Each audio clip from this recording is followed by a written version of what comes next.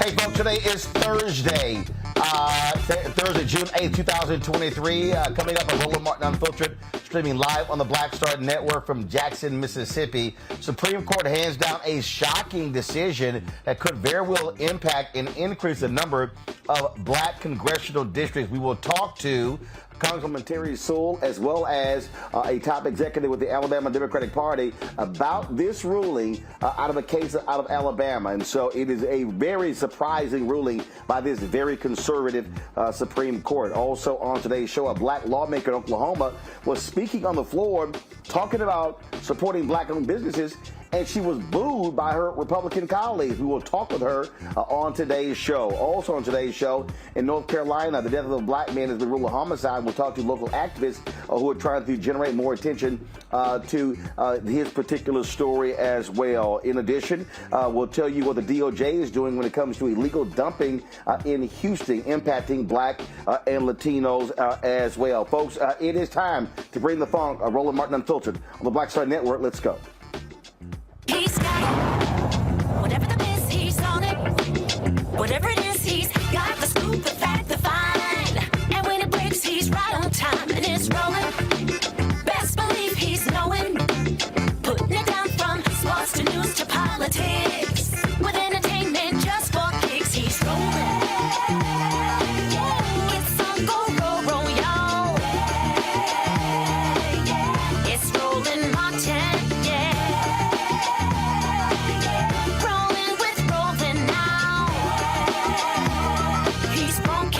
He's real, the best, you know he's Roland Montana.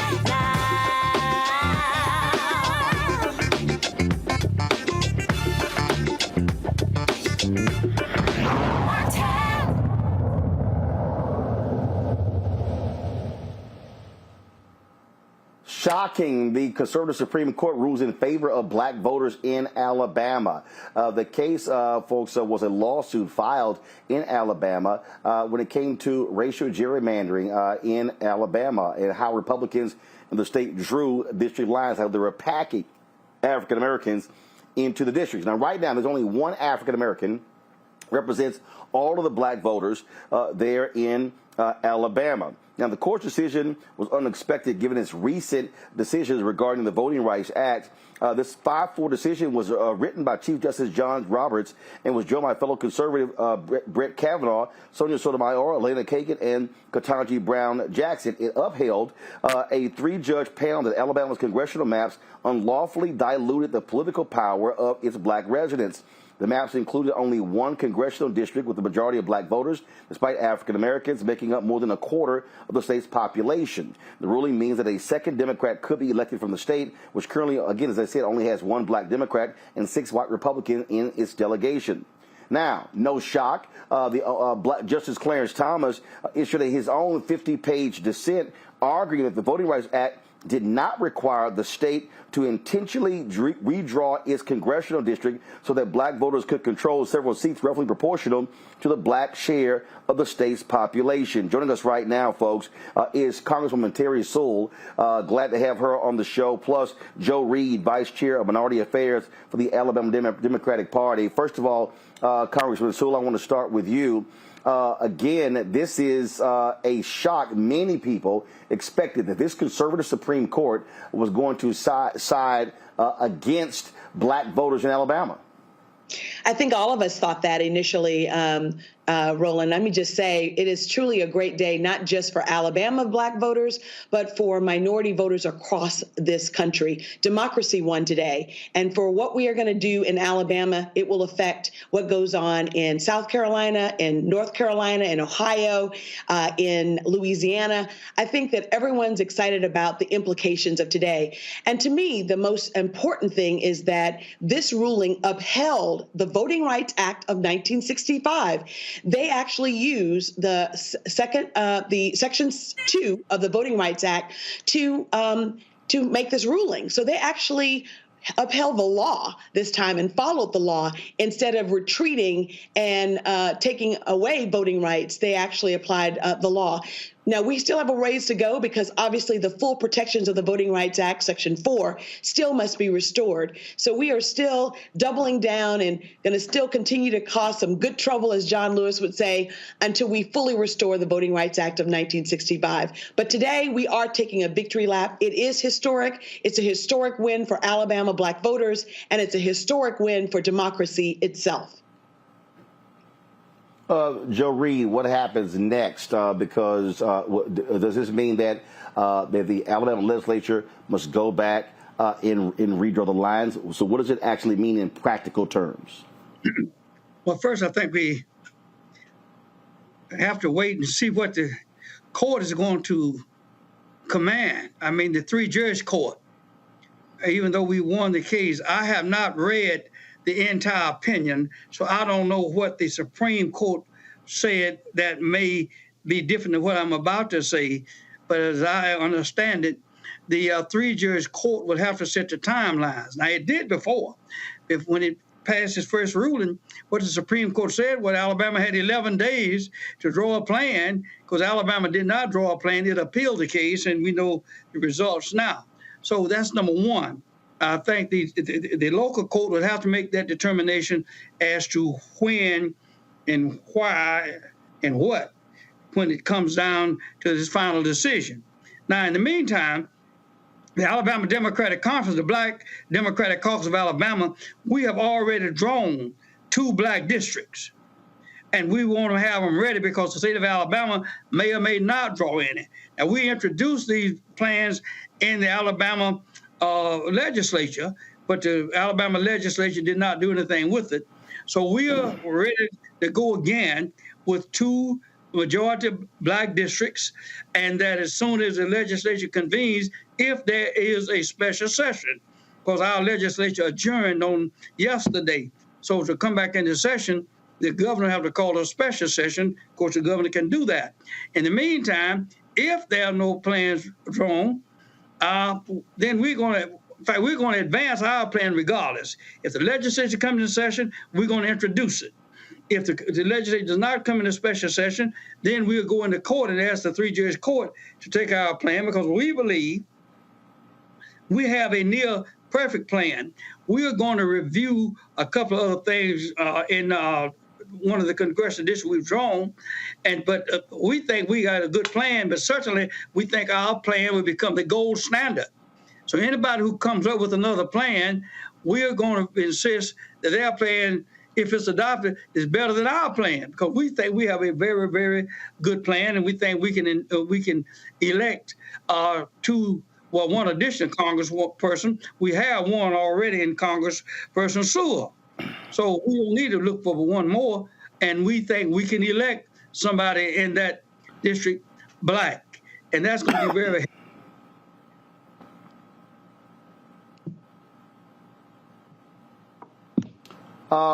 Looks like so, Congresswoman Sewell. What people don't realize is we were looking at this case out of Alabama. We were also looking at the case out of Louisiana, where the Supreme Court also put a stop to the redrawing there, where federal judges also ruled there should be an additional black congressional district there.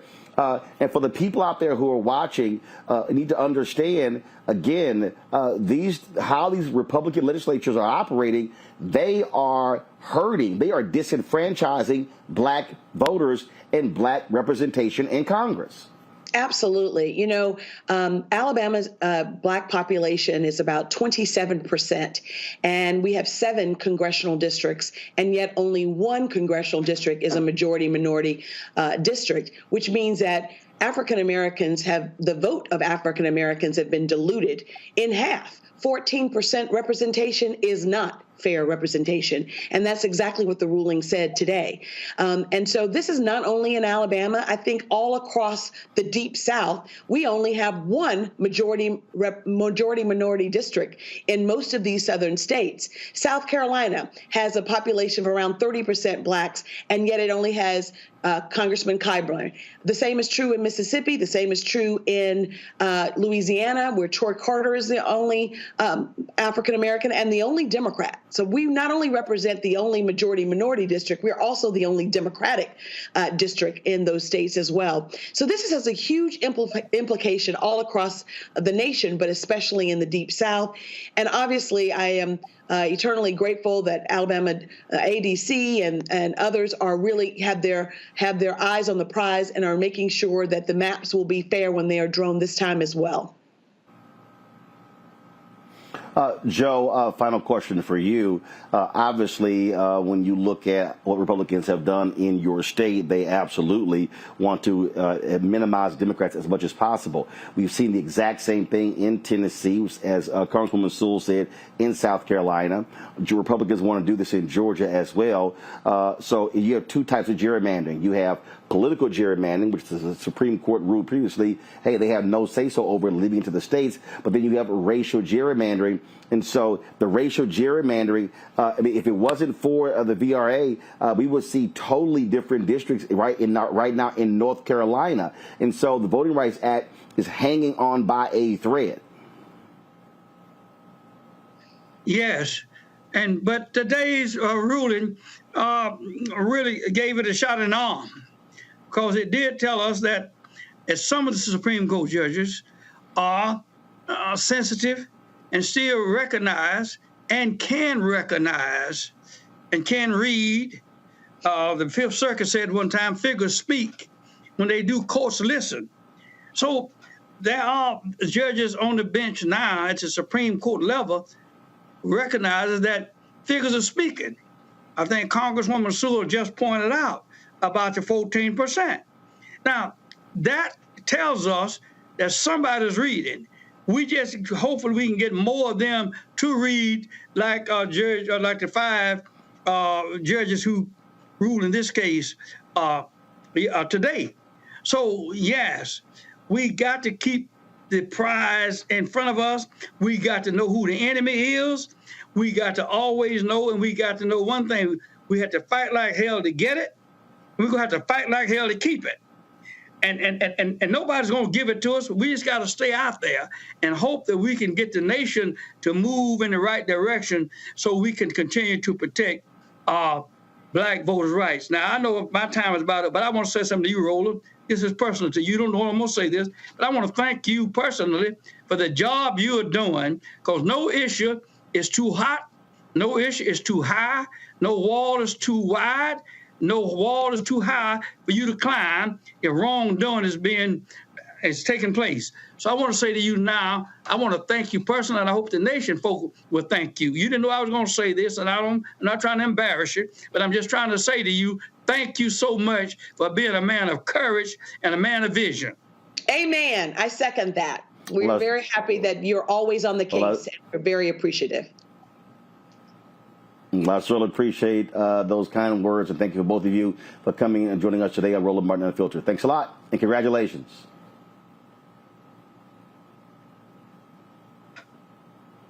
All right, folks, going to a break. When we come back, we will talk with our panel about this. Also, another Supreme Court decision that came down today as well regarding affirmative action. You're watching Roland Martin Unfiltered right here on the Black Star Network.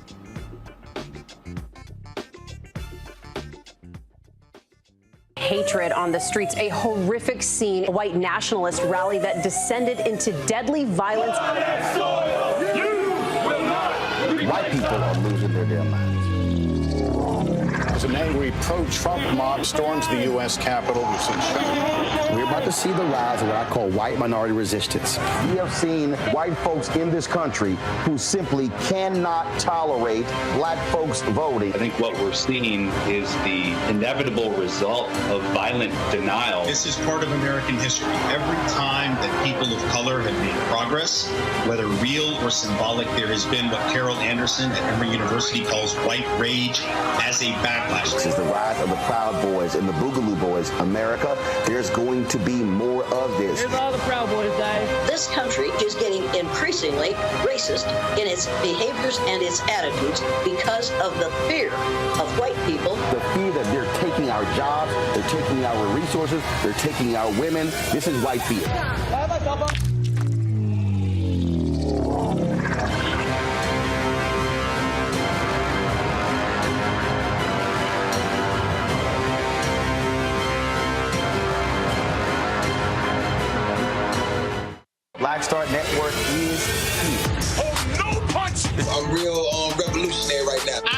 for being the voice of Black America. All momentum we have now, we have to keep this going. The video looks phenomenal. See, there's a difference between Black Star Network and Black-owned media and something like CNN. You can't be Black-owned media and be scared. It's time to be smart. Bring your eyeballs home. You dig? Farquhar, executive producer of Proud Family. You're watching Roland Martin Unfiltered.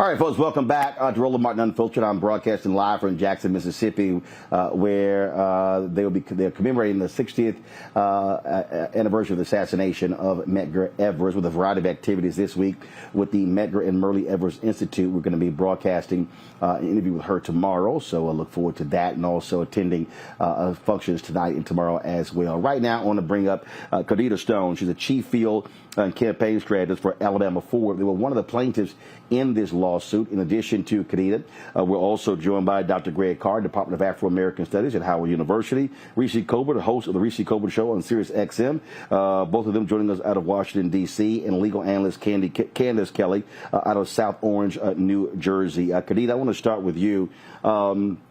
Again, I hope people do not underestimate how critically important this Supreme Court decision is for Black voters there in Alabama. Y'all have been disenfranchised. When you talk about that black belt and when you talk about the Voting Rights Act, look, it was the blood of people there in Alabama that made the Voting Rights Act possible. And to have this vicious and nasty dissent from Clarence Thomas, who I'm quite sure was upset that Chief Justice John Roberts and Justice Kavanaugh chose to go against him, Alito, as well as Amy Coney Barrett.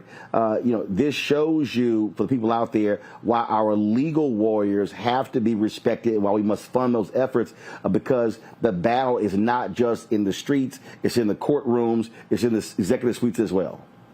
Yeah, first I just want to say thank you so much, Roland, for having me. And I want to give some context about the case and how we got here. So for folks that's listening, Alabama has 7 congressional districts, and each one of those congressional districts represent 14% of the population.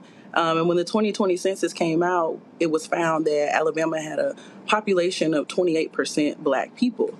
And so if you do, like I just said, each one of those congressional districts represent 14% of the population. If you do the math, 14 plus 14 is equally 28, and that should equal 2 congressional districts. And so what we were asking for wasn't anything out of the picture. It was just simple math. We were asking for what we were owed. And what the Alabama legislature decided to do was just give us 1 congressional district and pack all Black voters into Congressional District 7. And so what that did was it was a direct violation of Section 2 of the Voting Rights Act. And Section 2 of the Voting Rights Act says you cannot discriminate based upon race in any voting procedure. And so when you talk about the importance of this case, if it were not ruled in our favor, we would have lost Section 2 of the Voting Rights Act. And I'm sure you already know we already don't have Section 4B or Section 5, which we lost due to the Shelby County v. Holder case in 2013. So the importance of this case is, like you said, extremely important. And I really hope that not just Alabamians, but folks across the country recognize that, just because there were also other states who sued their states because they were in violation of Section 2 as well. But they were told that until the court ruled on this case, Merrill v. Milligan, which is now Allen v. Milligan, until the courts ruled on that case, then those states couldn't get an answer. So this case was really riding on a lot, and it feels great to be the winner, to be on the winning team. And when we talk about representation, we're talking about billions of dollars in resources that come from having that representation, and by having more than one African American, what it also does is it means also respect. For those voters, because right now to be grossly disrespected by packing nearly every Black person into one district, it shows how shameful Alabama Republicans are. Yeah, it's definitely, when they decided to pack all black voters into one district, it was definitely a dilution of black political power. And when we don't have that representation, our worldviews aren't shared at the table. The way we feel about things, the things that we need in our community aren't at the table.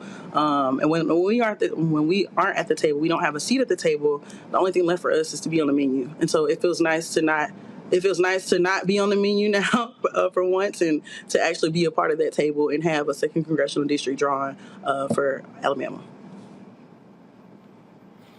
Greg Carr, I want to go to you again. That vigorous dissent of Clarence Thomas shows exactly what kind of petty man that he is. Well, Clarence Thomas is being consistent. Clarence Thomas, as far as he's concerned, and I did read the dissent, his and Alito's, as well as Roberts' 34-page majority opinion, and the small concurrence that Kavanaugh led. Clarence Thomas is being consistent. As far as Clarence Thomas is concerned, the federal judiciary has no place in redistricting.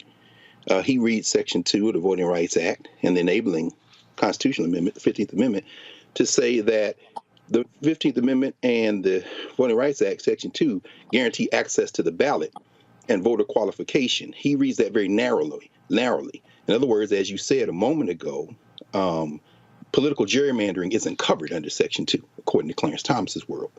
I think what we saw today was absolutely a victory, but it was a temporary victory. As you heard Joe said, now they got to redraw the maps. And then the other cases can go forward. Now, what John Roberts and Brett Kavanaugh did, remember, these are political operatives. They are probably the two most political operative-minded justices on the court. Both of these guys were warriors in the Republican Party. Johnny Roberts pumped the brakes today because he sees a little country falling apart. So remember now, what you saw with this is the Supreme, what this really revealed is that the Supreme Court, this is the thumb of the Supreme Court in the 2022 midterms. They said today that the maps that they allowed to go in place, which robbed the Democrats of some congressional seats in the midterms, are invalid. This is the hand of the shadow docket. I mean, I hate to do this, but it's time to be smart. We have to think about this very, very, very seriously. So when you read Roberts' opinion, what he's not saying that they can't draw maps that will ultimately sell us out. Because remember the last 10 years with Shelby County versus Holder, and more recently, Brnovich, the Arizona case, where they put beyond the ability of the courts to adjudicate some of this stuff in terms of ballot boxes and disqualifying voters. Remember the Wisconsin case, the Gill case, where they said they can't as you said, they can't deal with political justiciability. In other words, political gerrymandering are not justable. He's basically setting it up so they can pat themselves on the back for the crime they committed in 2022 when they allowed Alabama to use those damn maps in the first place. And that brings us to this. Today we live to fight another day. But make no mistake about it. The sentiment to eviscerate the Voting Rights Act still lives. All they did today is say, Alabama, go back, draw the maps, bring them back. We'll see next time. We have to be smart about this today. Right. Candace, your assessment. Well, Greg is absolutely right. And one of the things that we need to do, as you said, the legal warriors that get into court and really make the arguments, that's where it really matters. You have to look at Clarence Thomas's case. He essentially is saying that the Voting Rights Act has no teeth and that it does not prevent gerrymandering at all. He also said this in kind of the context that, voting rights has nothing to do with discrimination, which makes no sense at all, because that's exactly why the Voting Rights Act was set up. So we have to look at that. But we also have to look at this idea that we've been talking about tonight, that if we go down to the lower court in the three-judge panel, 2 of those judges were appointed by Trump. Then you go up to the Supreme Court, and in this 5-4 decision, you have Roberts and you have Kavanaugh crossing over in this 5-4 decision, and that brings us to where we are today. So it's important to see exactly where the Republicans are falling in terms of the political motivations that are going on behind the court that Greg is talking about. If you look in those decisions and read it, you will see exactly what is on their mind and exactly where we are going, all of the nuances. Similarly, if you want to know what's on Clarence Thomas's mind in terms of anything that's to come, go and look in his dissenting opinion. He spent 50 pages rattling on about how the Voting Rights Act has no teeth. So here's my assessment. the assessment is that now we have to look at what these lines look like when it comes to going back and reconfiguring the maps. This is something that we just need to continue to pay attention to. There's victory right here, and a surprising victory, though temporary, but we have to move on and understand what is next. What are these maps going to look like? It is still a political football that is still being tossed around, not just by the Republican Party, but by the Supreme Court justices. And the reality, Reese, is look, the Alabama legislature could go back and still screw black voters. But this is why we also make the point constantly in this show, why voting is critically important and why judges matter. Yeah, absolutely. I mean, I think the reality is that the Supreme Court has a legitimacy problem when they overturned Roe v. Wade, when they've done all of these very extreme far-right opinions. And so now what they're trying to do is trying to seem just a little bit more reasonable without necessarily restoring the teeth of the Voting Rights Act. As Dr. Carr said, and as Candace said, we live to fight another day. But as you just pointed out, Roland, we still are at the whims of the Republican Party to actually draw maps that are actually legal. And we've seen the Supreme Court either drag their feet in enforcing or actually make it so that these maps, even if they are completely gerrymandered, even if they are completely racist, don't necessarily get thrown out. And so we have an important victory here today that will open up the door for more challenges. But at the end of the day, this is still the Trump MAGA Supreme Court. That's right. Cordita, final comment. I don't have a final comment. I want to say thank you so much for having me, and thank you. Well, congratulations. Y'all keep fighting the good fight in Alabama. Thank you so much. Folks, coming up next, we'll talk with the mayor of Houston, Sylvester Turner, about a huge decision made by the Department of Justice regarding illegal dumping in the city that greatly impacts African Americans and Latinos. You're watching Roland Martin Unfiltered right here on the Black Star Network. That was a pivotal time. I remember Kevin Hart telling me that. He's like, man, what you doing, man? You got to stay on stage. And I was like, I'm young, thinking, I'm good. And he was absolutely right. What show did you have at the time? This was one-on-one. Got it. During that time. So you're doing one-on-one, going great. Yeah. You making money. You like. I'm like, I don't need to leave. I don't need to leave from Wednesday, Thursday to Sunday. I didn't want to do that. It was just like, I'm gonna stay here. Or I didn't want to finish work Friday, fly out, go do a gig Saturday, Sunday. I was like, I don't have to do that. And I lost a little bit of that hunger that I had in New York. I would hit all the clubs, run around. Sometimes me and Chappelle or me and this one or that one, we'd go to the Comedy Cellar at 1 a.m. And I mean, that was our life. We loved it. You do 2 shows in Manhattan, go to Brooklyn, leave Brooklyn, go to Queens, go to Jersey. And I got complacent. I was like, I got this money, I'm good. I don't need to go chase that, because that money wasn't at the same level that I was making. But what I was missing was that training. Yes. Was that. And it wasn't the money. It was the money. It was that's what I needed.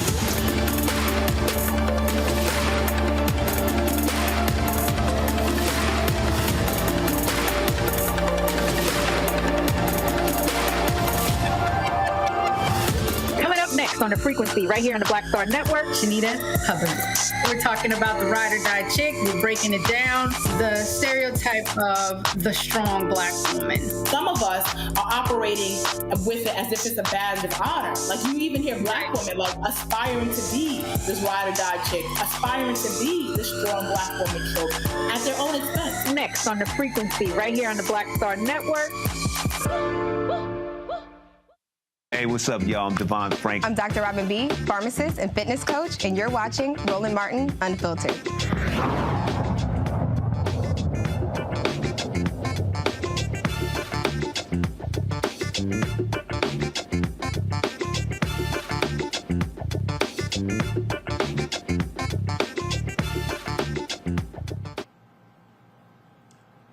After a 10-month investigation, the Department of Justice and the City of Houston, they have reached an agreement in its environmental justice investigation to the city's response to illegal dumping in Black and Latino neighborhoods. Residents in the city's northeast section have complained of illegal dumping of trash, medical waste, and animals for years. The agreement builds on the city's One Clean Houston initiative, a plan addressing the illegal dumping and its impact on Houston residents. Joining us right now is the mayor of my hometown, my alpha brother and fellow church member of the Church Without Walls, Sylvester Turner. Mayor Turner, glad to have you on Roland Martin Unfiltered, Frat. So let's unpack this.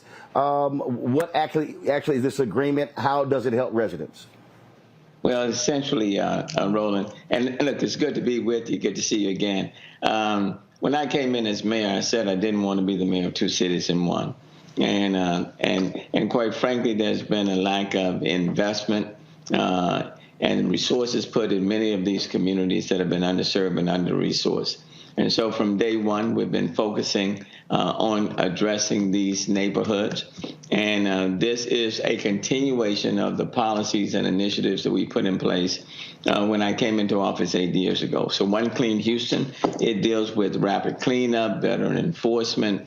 It deals with education and prevention.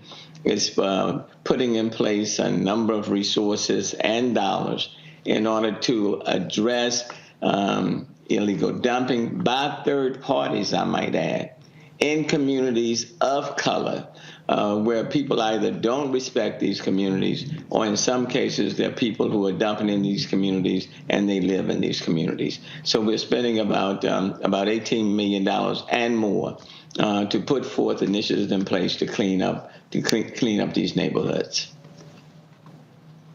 So how do you stop it? I mean, obviously, people are just doing whatever. And so what type of enforcement to prevent the illegal dumping from happening?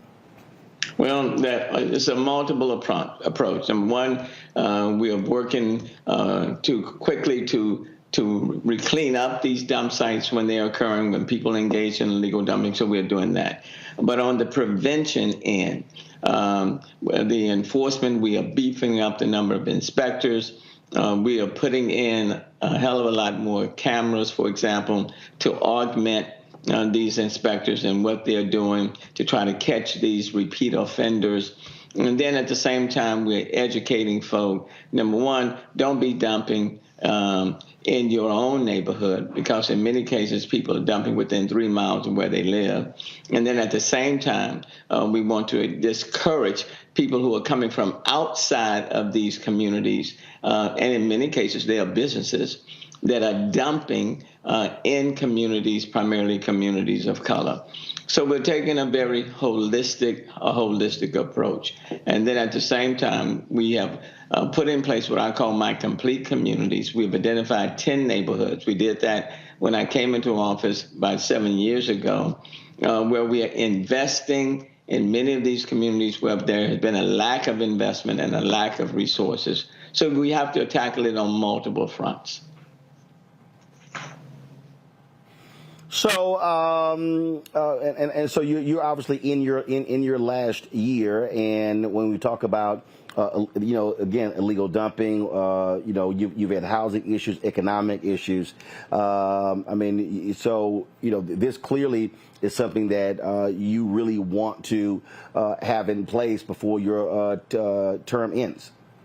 Well, yeah, and let me just say, I disagree with the Department of Justice in their initial move in this regard. I made that very clear from day one.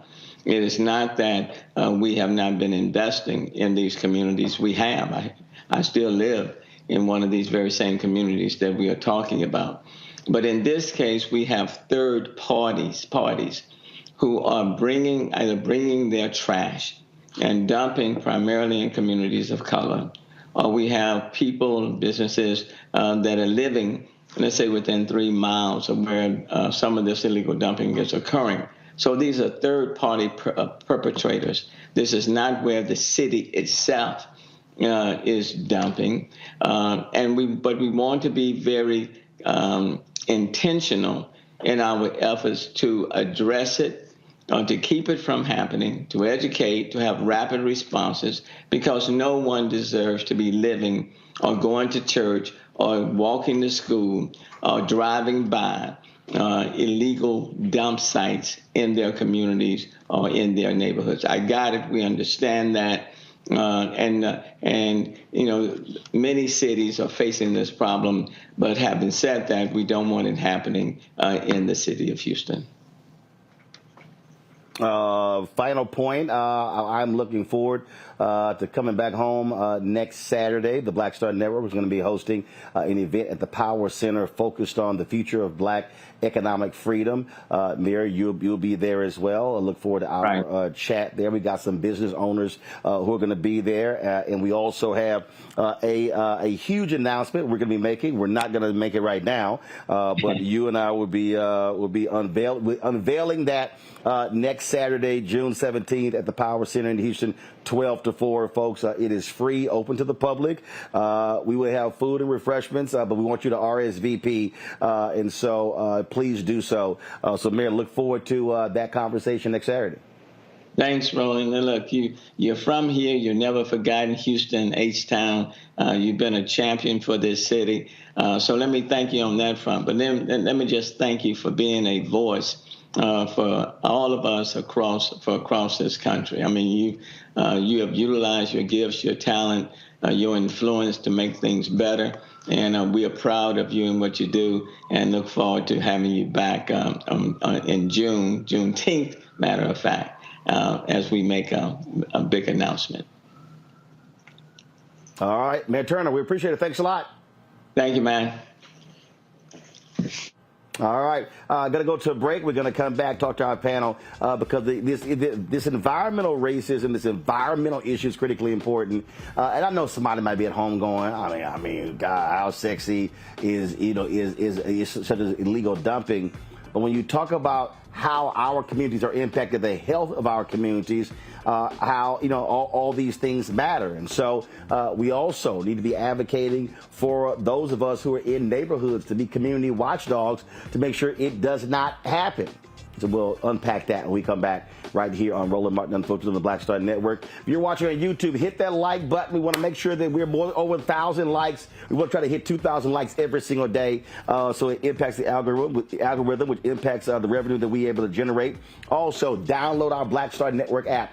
Apple phone, Android phone, Apple TV, Android TV, Roku, Amazon Fire TV, Xbox One, Samsung Smart TV. You can also support us with your resources. Trust me, your dollars make it possible for us to travel the country. We're here in Jackson, Mississippi right now, covering the Medgar and Murray Evers Institute events all this week. So send your check and money orders to P.O. Box 57196, Washington, D.C., 20037-0196. Cash App, $RM Unfiltered, PayPal, Martin Unfiltered. Venmo is RM Unfiltered. Zelle, Roland at RolandSMartin.com. Roland at RolandMartinUnfiltered.com. We'll be right back. When you talk about blackness and what happens in black culture, we're about covering these things that matter to us, speaking to our issues and concerns. This is a genuine people-powered movement. There's a lot of stuff that we're not getting. You get it, and you spread the word. We wish to plead our own cause. Too long have others spoken for us. We cannot tell our own story if we can't pay for it. This is about covering us. Invest in black-owned media. Your dollars matter.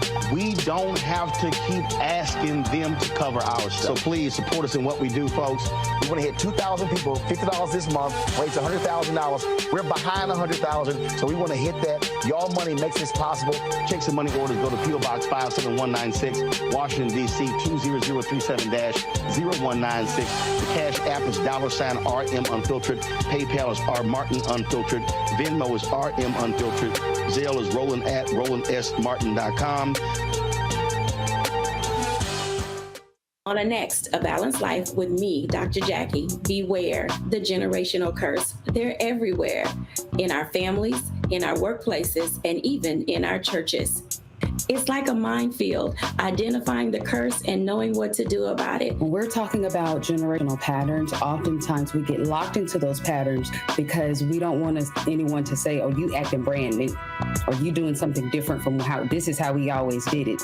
It's okay to do something different in order to get the results that you want to see in your life. That's next on A Balanced Life on Black Star Network. Me, Sherry Shepard, with Sammy Roman. I'm Dr. Robin B., pharmacist and fitness coach, and you're watching Roland Martin Unfiltered.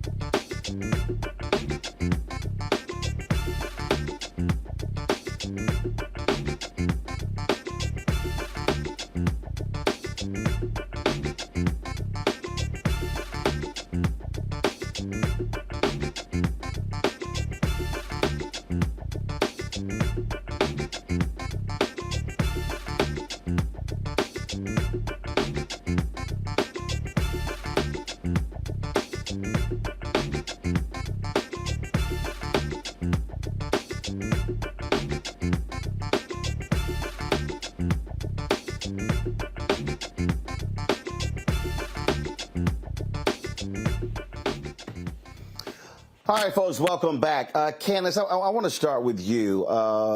You know, we talk about environmental racism, and when we're talking about our neighborhoods, we're talking about how our neighborhoods look. We're talking about property values. I mean, look, you know, things like this make a huge difference. And I'll tell you, I am, if there are two things I'm probably OCD about, is probably my gear when it comes to television, my camera gear and others, and trash and litter. And I'll tell you, it absolutely drives me crazy when I see folk just do something. So the other day I was standing outside our studios, and someone had a bag of chips, and they threw the bag, you know, into the sewer system, and I was like, bruh, it's a big ass trash can right there. I'm like, well, what in the hell made you think the sewer system is where you throw a bag of chips away? I'm like, it's a big, like literally the trash can wasn't even 20 right damn there. Feet. So it was so when you look at, so you talk about how our neighborhoods, you know, are impacted, you know, by illegal dumping. I mean, that impacts the economics and the health of our communities. Exactly. And when you really break it down, let me just tell you, from being in the New York area, I changed my whole plans to be inside today because of the environment, because of the fact that there's the lowest and poorest air quality in the world this morning in the New York City area. Canceled a Broadway play and everything. Folks aren't moving because of what's going on in the environment where I am. And we know how important it is. And you know how important it is because one bag does make a difference that you throw on the ground when it should go right in the trash. Listen, when we look at what was going on in Houston, you had so many situations that could be caused by just the throwing away of a couch or a TV, for example. The couch is in the middle of the road. It's got vermin in it. It's got mosquitoes. It's getting wet in the rain. It's also maybe clogging up a system where then you have the whole water system that's clogged. Then you have the value of the property going down because of the fact that you've got all this garbage out there. So you are correct. When we talk about the environment, it may not be so sexy, but it's also really not sexy when you come outside and there's a heap full of garbage outside or you can't see the sun because the sun is covered in orange glaze. It should not smell like a small cookout every time that I go out, and that's what's going on today. So the environment is very important, and it's something that people need to take more seriously. Here's one thing that I don't understand, Roland, though, and I know that there have been so many years, all the way up to the point where a resident in Houston, an organization, had to file a lawsuit and get the DOJ involved. How is it that in 2023 we don't know how to stop the dumping? And I know you asked that question, but you know, if you have an area that has so much dumping over a week, put a police car there for 24/7. That's probably going to stop the dumping. It seems like some issues were overlooked, which is why the DOJ ultimately had to get involved. Folks were calling 311. They were not getting the response that they needed. But now, as we know, they have settled it. You know, the terms of the agreement aren't really open right now. But the key is that something is being done, because it's more than just about the potato chips that are on the ground, which are very important, more than about the couch. It builds, and it gets to a point where it becomes just not even livable and disrespectful to one's way of living in this world, especially in America. This issue of our environment, Reese, is huge. Candace talks about what is happening there in New York City with the air, which is being impacted by Canadian wildfires. The reason I find it interesting, and first of all, people should be making a big deal out of it, although I do think when stuff happens in New York City, because that's the media capital of the world, people get extra about stuff. I remember when that similar scene was over the city of Dallas. In Houston, when we were impacted by the wildfires that were in Mexico, and it looked very much the same. This is going to be something that we as a community and we as a nation and the world is going to have to deal with. There are people who literally act as if the earth is one big ass trash can. When you look at the dumping that takes place in oceans, in rivers, and lakes as well. When you talk about how you have these corporations that have no problem polluting and contaminating our waterways as well. And at some point, people have to realize that the earth can get sick too. And so it has to take a collective sort of effort. And I really do hope that the folks in Houston are very aggressive in catching the folks who are doing the type of illegal dumping, because they're not dumping in their neighborhoods, Reese. They're dumping in our neighborhoods. Yeah, I mean, I think if we put as much energy into naming and shaming people who dump in our neighborhoods as we do into naming and shaming Black women who wear bonnets or pajamas to the liquor store, I think we might get somewhere when it comes to making people understand the severity of the issue. But I think to Candace's point about, what took so long, why did it take DOJ involvement? I think it's important that we recognize the importance of layering protections. It's not just about the state level, but when you have Democratic leadership at the local level, even if you have good Democratic leadership at the local level, it still always helps to have that leadership at the federal level that takes issues like this very seriously. Kristen Clark has been an exceptional Assistant Attorney General. I also happen to know that environmental justice, legal dumping is something that is very much a cause that Vice President Kamala Harris cares about. When she was district attorney in San Francisco, she created the first ever environmental justice unit there. She also championed that work as Attorney General. That was a big part of her presidential platform and her Senate work.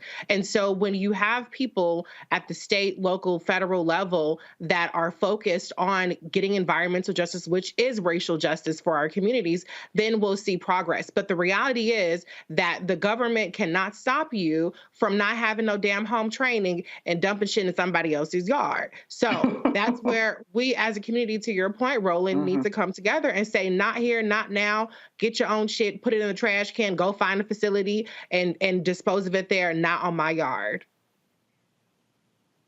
Great.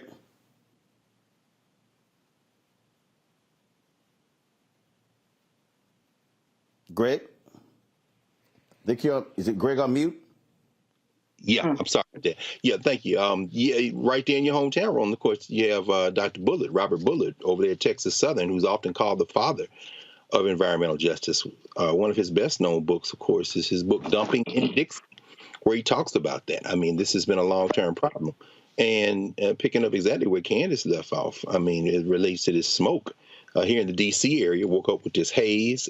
Philly, tomorrow, public schools are going to go for remote instruction. You know, the environment is here. There's a recent book that Paul Finkelpen's just written called The Earth Transformed. He's at Oxford in England. And his thesis, after 600 pages, is very simple. As you said, the Earth can get sick. But guess what? If human beings are the cause of that, the Earth will simply get rid of us. And that's where we are. And we'll talk about it a little bit later. And Reese, correct me if I'm wrong. I think the vice president is in the Caribbean right now.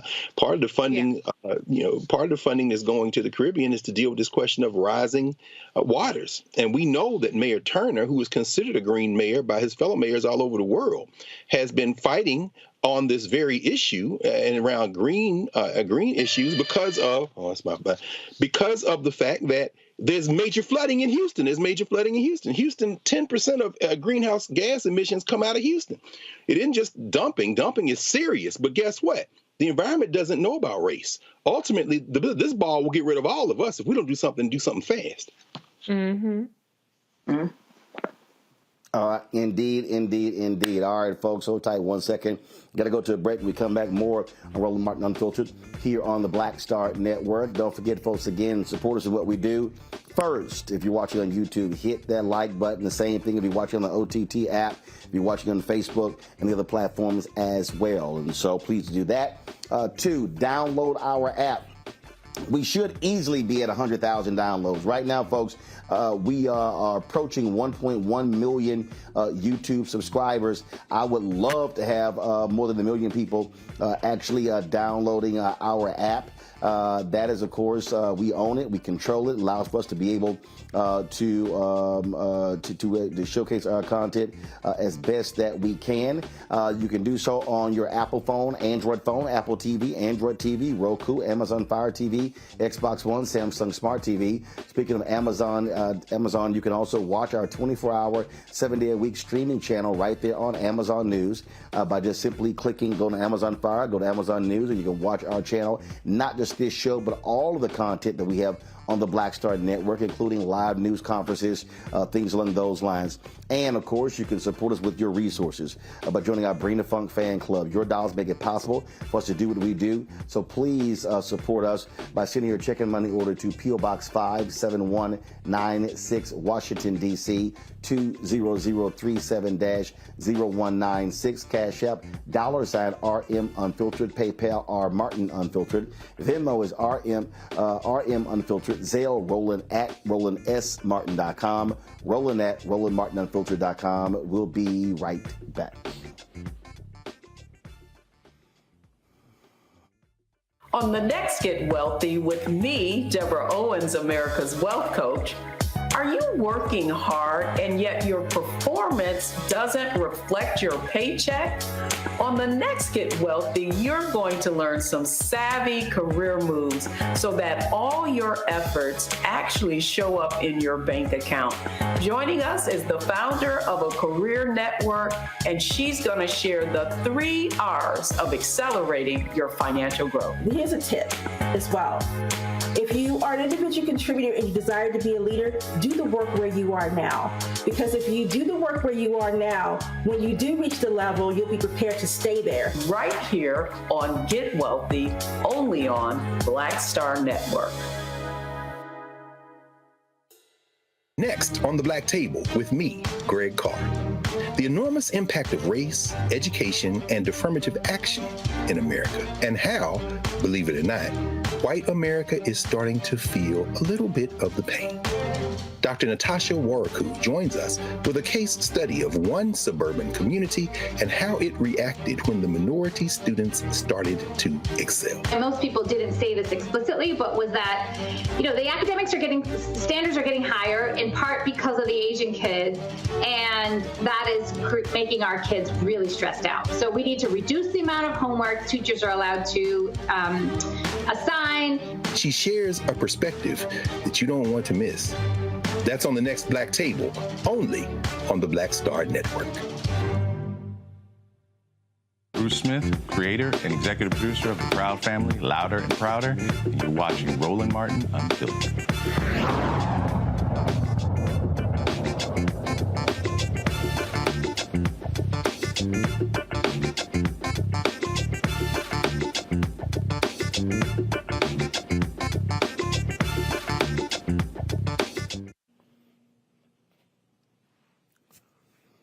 All right, folks. So in September, I dropped my book, White Fear, How the Browning of America is Making White Folks Lose Their Minds. This is the book cover. Come on, y'all. There you go.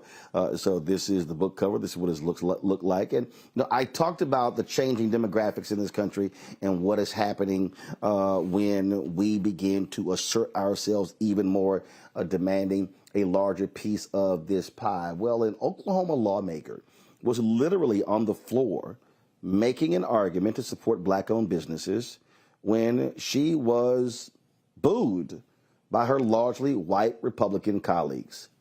Watch this. Thank you. I did notice that you've just changed, you've gone from woman to women, but would you agree that as you talk about diversity, that as it relates to white males, that they already get a great majority of the jobs that we have in the Disadvantaged Business Enterprise Act, is just trying to level the playing field, and for all the white males that are booing, would you agree that they have already enjoyed a great privilege in America as it relates to job contracts? Thank you for that question. It really doesn't have much to do with this bill. This is just letting some small businesses that are getting started in Oklahoma have a shot at state contracts. Okay. Quite interesting. Again, when we talk about trying to advance the interests of African Americans, it's amazing how folk get a little concerned. But we also know the greatest beneficiaries of most MWBE programs have been white women. That's that W in MWBE. No, it ain't women. It's actually white women. So it actually should be WW. Joining us right now is Regina Goodwin. She's Oklahoma representative. She joins us right now. Glad to have you here, Representative Goodwin. So you're having you're asking this question. And how many folks would you say were actually booing your remarks? So they were not particularly happy?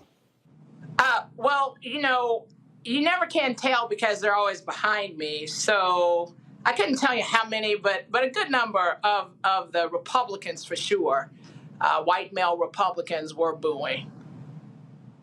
And thank you for having me also, Roland. See, so here's what's interesting. So what they were saying is, look, we ain't trying to hear what you got to say about no black businesses. Well, what's funny is they're taking a law that's been in place for a while, okay, and it has to do with diversity and supplier diversity. So what they're doing is they're taking a law that already exists and they were trying to carve out a space for white folks. That's what this is about. And when I saw that they were adding themselves to this bill, when it talks about diversity, they're talking about black folks, Hispanic folks, Native Americans, and certainly white women have been a part of that mix for a long time. And that in itself is problematic in many respects. The bottom line is this was a white male trying to carve out a space for white males. And he wanted to do it under science, technology, engineering, and math program. And he had no provisions for minorities or disadvantaged business enterprises. So when I saw that in this bill, that's why I asked the question. And so that's what it's about. It's actually called the Right to Start Bill. So they're real clever with their titles. So I'm confused here. So they don't think white people are not getting enough contracts? I explained that on the House floor, that not only are there a majority of the job contracts go to white men and white women, I said that on the floor. And particularly in Oklahoma, when it comes to disadvantaged business enterprises, Black folks get something like 0.0006% of that work. So we don't even get 0.5%.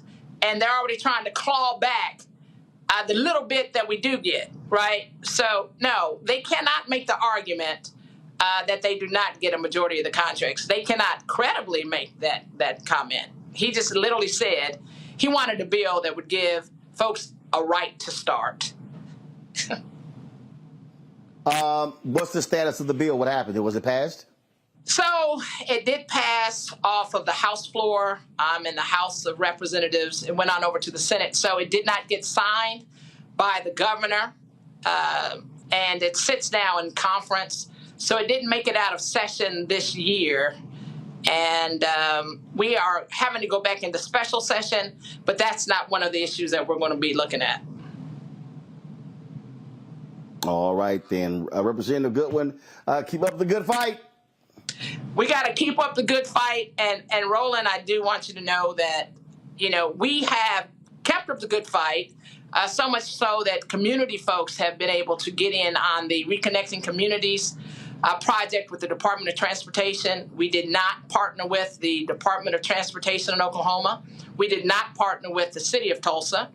And we are certainly going to make sure that we have a representative number of capable disadvantaged business enterprises, particularly Black folks, that will be in on those projects. So a lot of work to be done, but we're going to keep up the good fight.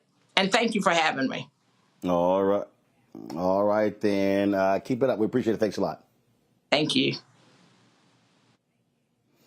See, this right here, Greg, is something that it sort of just jumps out at me. It's a lot. I love jousting with a lot of these people who love to hop on my page in my social media and telling me why am I not discussing reparations every single day?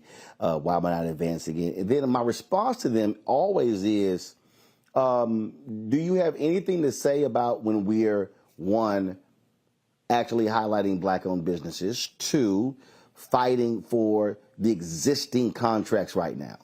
Federal government spends $560 billion a year on contracts. Black people get 1.67% of those contracts. I talk about the advertising industry, $322 billion. Folk don't want to deal with that. That's the money, Greg. There are billions being spent on those city, county, state, federal level. Folk don't want to talk about that money. No question. I mean, well, first of all, I obviously will, like everyone else, defer to our resident expert on, among other things, the weaponized ignorance of social media, Reese. I'm not sure that those people are real people in the first place. But that having been said, again, underscoring the importance of not only Black media, but smart, deeply informed Black media like the Black Star Network and Roland Martin and Filter and this work that you're doing. Just that conversation you just had, Representative Goodwin. Regina Goodwin's grandfather, Ed, came to Tulsa with his family in 1914. They went through the destruction of 1921 and rebuilt. In fact, Ed Goodwin bought a newspaper and made it a Black newspaper there, the Oklahoma Eagle, and Regina wrote for it as a child. I'm raising that to say that this is an intergenerational struggle, and if we don't know our history, we lose the momentum of memory. There's a brand new book that's just been published by young brother Victor Luckerson called Built from the Fire, the epic story of Tulsa's Greenwood District, America's Black Wall Street. And in fact, I'm going to reach out to the brother because I think at some point we want to have him over here on the network for a conversation. I think it'd be very important. He focuses on the Goodwins. So when you see Regina Goodwin rise in the Oklahoma State Legislature, you're looking at someone who got involved in politics, not as her first choice. She wanted to be an artist, quite frankly, but someone who was born in a family who was engaged in intergenerational struggle and who was connecting to the young people. And I'll end with this. The war to get advertisers, the war to get percentages of our tax dollars funneled back into Black-owned media, that war is not a war that starts from a standstill. This is a relay race, and you've received a baton from generations before you. And as a result, we have to understand that the more we understand that it is a relay, we can then tap into what has worked before and strengthen ourselves for the fight right now. So I would ignore those trolls if indeed they're real, because quite frankly, the conversation we're having today isn't being held anywhere else. And that's all the more reason for us to put our shoulders to the wheel and build this thing out to be as large and as wide-reaching as possible. See, this is the thing that really cracks me up, Reese, whenever these people try to run their mouths. Like, I'll literally hit them with, do you know how much money school districts are spending? Mm-hmm. Do you know how much money city government is spending? Do you know how much money county government is spending? Do you know how much money state government is spending? Do you know how much money the federal government is spending? Do you know that the U.S. Department of Agriculture actually has the largest bank out of all federal agencies? That the USDA has a bank that funds stuff that other banks won't fund? There's a reason why a white man, a white member of Congress, once told David Scott, if there's one thing you can bank on, there will never be an African American who is the committee chair of the Agriculture Committee. Well, when Democrats took control of Congress, David Scott became the first black chair of the Agriculture Committee. That's where the money is. Right. And the thing that just trips me out when I listen to all these ridiculous people, man, black folk, we got to do for self, which I don't disagree with. Mm-hmm. But what I explain to them is, how are you going to totally ignore the money that is being spent that we as black people are contributing to? I'm in Jackson, Mississippi right now. Black folks in Jackson are damn near funding the entire state of Mississippi. Right. So if we're demanding city and county and state contracts, what we're actually demanding is our own damn money come back. Hello. I mean, the reality is that so much of, I think, Dr. Carr hit the nail on the head in terms of it being manufactured, and these are really chaos agents. Because if we spent the amount of energy that these chaos agents are spending on trying to gen up dissatisfaction around an issue that really is not politically tenable at any point in probably the near future, if we put that energy around educating people on how to access the programs, the funds, the initiatives that are out there, that are already out there. The money is already out there. We just aren't getting it. Part of the reason why we're not getting it is because of systemic barriers. Part of the reason why we're not getting it is because we don't know about it. Part of the reason why we're not getting it is because even when we do know about it, we don't have the resources to and we don't have the know-how to actually go through each step that it requires to get the certifications or to apply for the grants or to apply for the request for proposals and a number of things. And so what Black people have more than anything is an access problem, as opposed to the government isn't spending enough money problem. There is so much money to be made out here in these streets. We gotta go get it. And that is something that the, Roland Martin Unfiltered Black Star Network, that's something that you have done as a mission to try to get Black folks to understand we gotta get this money. Mm-hmm. I mean, Candace, it is absolutely crazy to me. So what Representative Goodwin is literally saying is like, folks, when we're frozen out, we can't grow our communities. I go back to Atlanta. Maynard Jackson becomes mayor in 1973. The numbers don't lie. African Americans were receiving 0.0012% of all city contracts. Not 1%, not 1%, not 0.5%, not 0.25%, but 0.0012.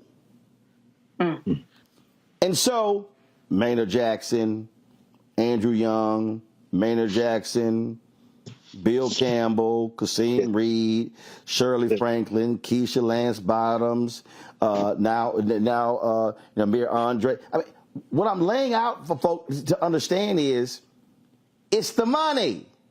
If you're not having a money conversation, you're not having an American conversation.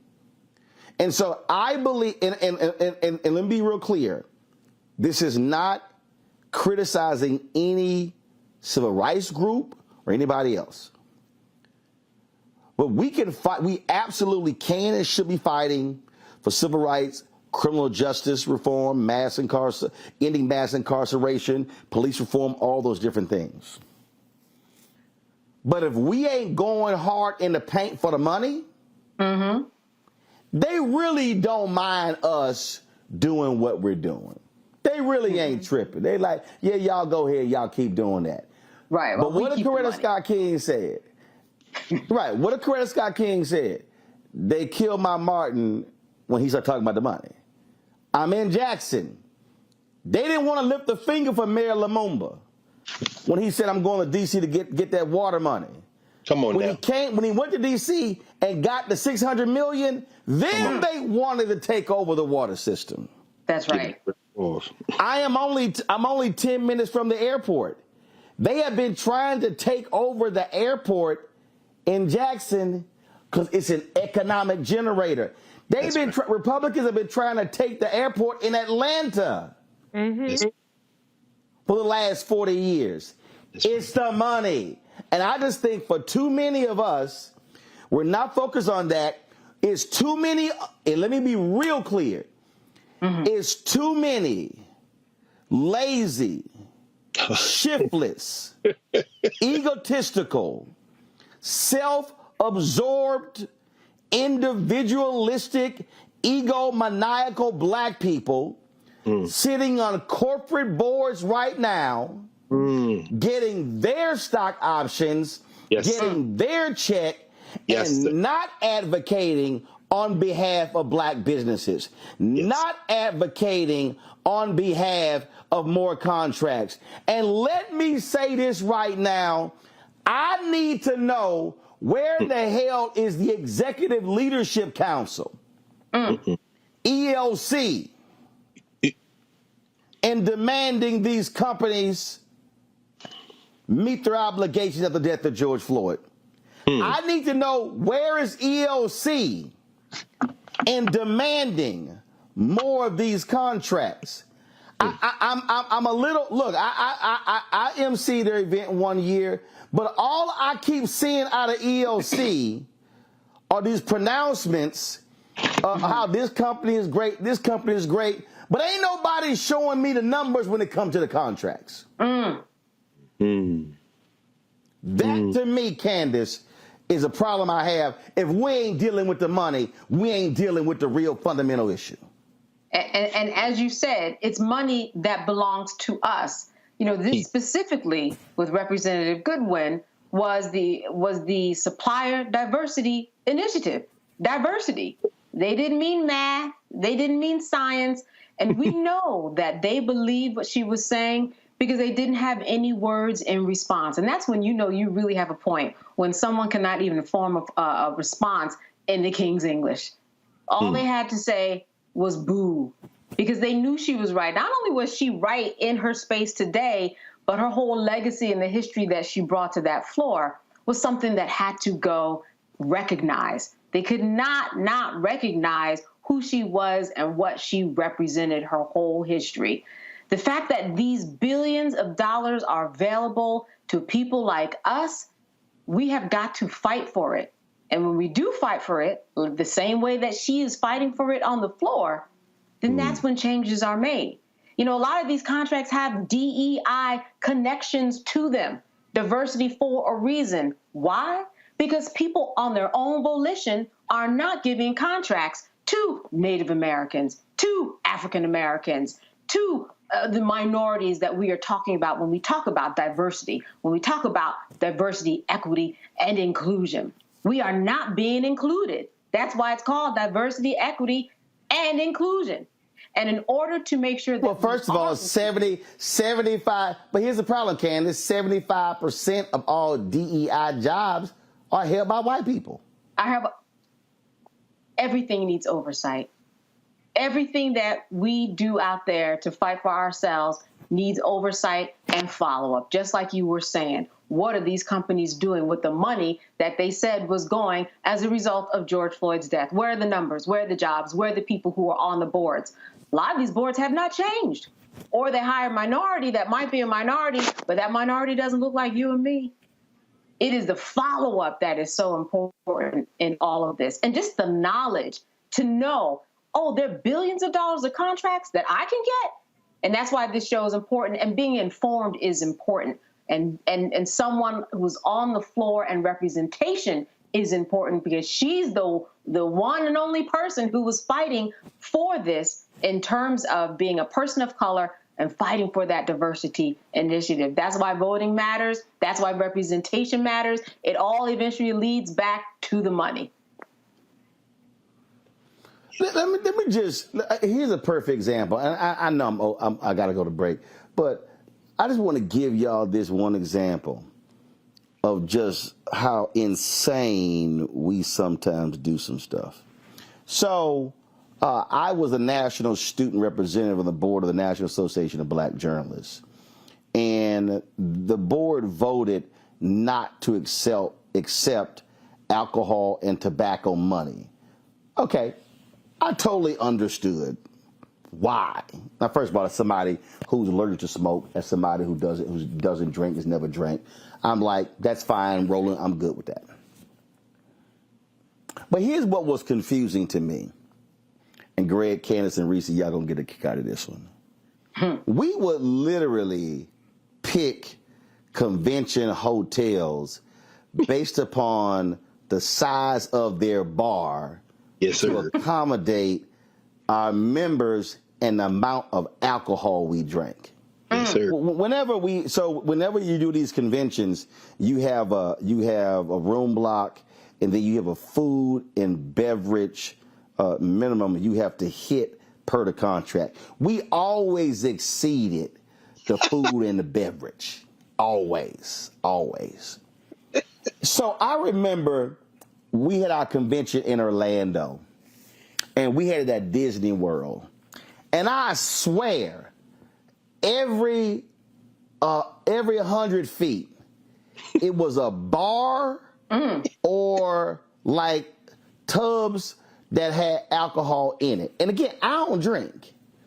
And so I was just sort of struck by, damn, why are we not taking alcohol money, but we damn sure spending a lot of money on alcohol? So the next day we have a business meeting, and so this is the one time the membership we can literally override anything the board does at the membership meeting. So me being an astute politician, I was no longer on the board, but I know how to count votes. We had this really contentious issue, and a lot of people left the room. Well, the reality is, you may not even have 100 members who are at the membership meeting. We got 4,000 members now. So I'll tell y'all what I did. So I immediately, Greg, you know exactly what I did, being a smart alpha. Or some might want to say a smart ass alpha. Yes, sir. What I did was I went to the floor, introduced a motion to overturn the board's decision from several years earlier to allow us to accept alcohol and tobacco money. And it got second, it got voted upon. Fools didn't even realize it got passed. Boy, they were yelling and cussing at me. The people who left came back cussing. I said, your asses should have left the room. No question. I said, you don't leave the room till the meeting's over. And so I remember Arthur Sulzberger, who was he's the CEO of the New York Times. We were at the gala, and so he walked up to me huffing and puffing, mad as hell. I said, first of all, I said, who the fuck you talking to like that? Exactly what I told him. Then I said, if you got a problem with this here, I said, why don't you increase the amount of money you, the New York Times, gives to us to replace whatever alcohol or tobacco money that might come in? How about that? Then his ass got real quiet. Stop running the beers down. Don't you ever come. I literally said, don't you? I literally said to him, don't you ever come to my face telling me how we should be conducting our business in NABJ unless you ready to write a bigger damn check. That's right. That's right. Now, for the folk who are watching, you may say, Roland, why would you take alcohol and tobacco money? I just told y'all, we spend thousands of dollars at our convention. I'm talking about the bar is packed. We spend thousands of dollars. It is stupid to me. It is community suicide to send money out of your community and not bring money back into your community. So what I hope people are learning from that, we should be asking again, we're spending X amount of millions on these products and these products and these services. How much we getting back? What PR companies are being used?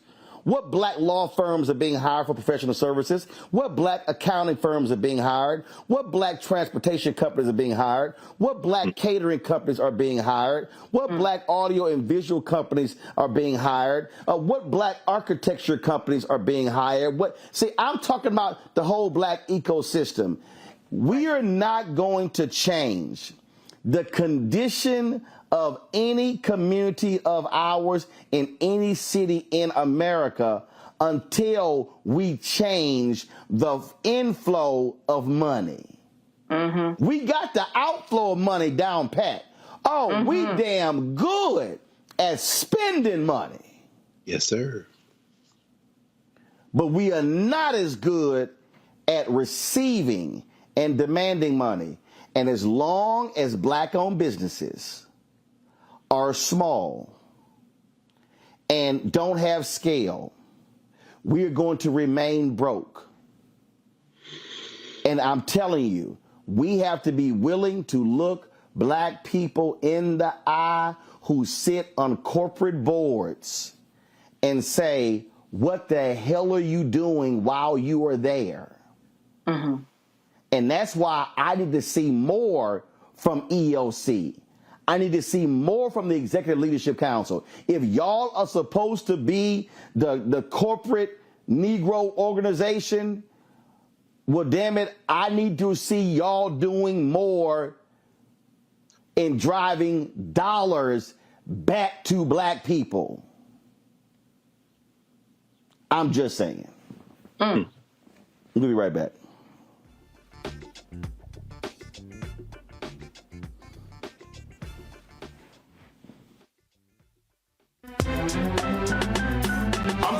Muhammad, live from LA. And this is The Culture. The Culture is a two-way conversation. You and me. We talk about the stories, politics, the good, the bad, and the downright ugly. So join our community every day at 3 p.m. Eastern and let your voice be heard. Hey, we're all in this together. So let's talk about it and see what kind of trouble we can get into. It's The Culture. Weekdays at 3, only on the Black Star Network. Hatred on the streets, a horrific scene, a white nationalist rally that descended into deadly violence. White people are losing their lives. So now angry pro-Trump mob storms the U.S. Capitol. We've seen shots. We're about to see the rise of what I call white minority resistance. We have seen white folks in this country who simply cannot tolerate black folks voting. I think what we're seeing is the inevitable result of violent denial. This is part of American history. Every time that people of color have made progress, whether real or symbolic, there has been what Carol Anderson at Emory University calls white rage as a backlash. This is the rise of the Proud Boys and the Boogaloo Boys. America, there's going to be more of this. Here's all the Proud Boys, guys. This country is getting increasingly racist in its behaviors and its attitudes because of the fear of white people. The fear that they're taking our jobs, they're taking our resources, they're taking our women. This is white fear.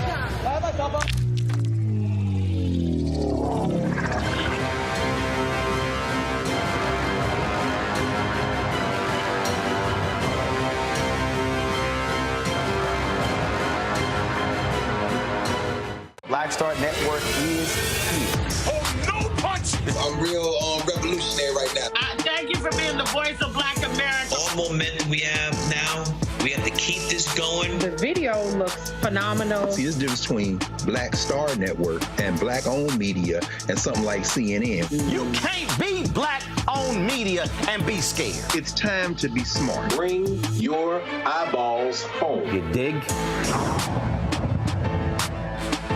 Me, Sherry Shepard, and you know what you're watching, Roland Martin Unfiltered.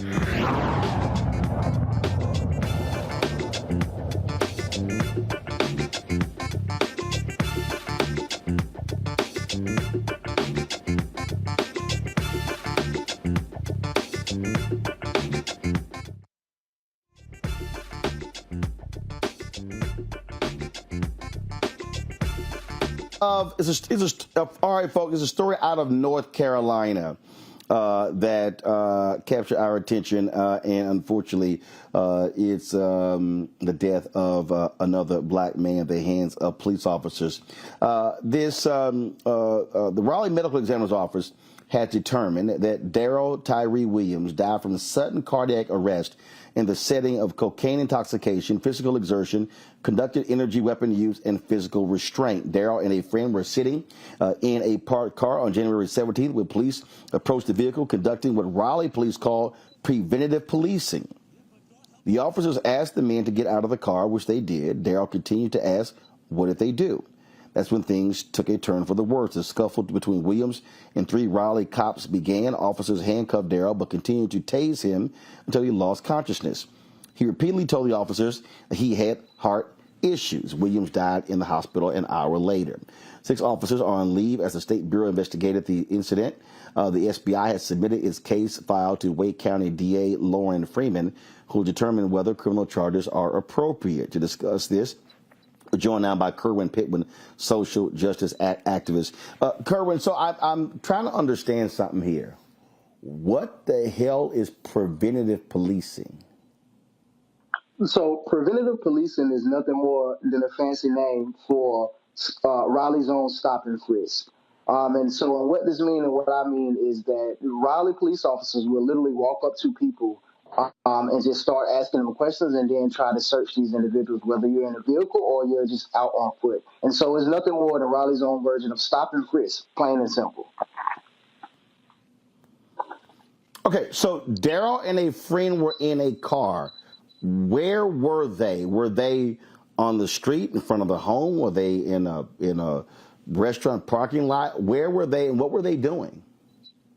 They was actually in a car in front of a gaming shop, and they was actually inside of the car talking, doing nothing more than talking, wasn't bothering anybody, was actually on private property of this business, and so law enforcement just decided to walk onto the private property of this business and start to ask them questions, and initially open their door and just try to figure out a way to really instigate the situation and really mess with these individuals, and this is what they term as proactive patrolling or preventative policing.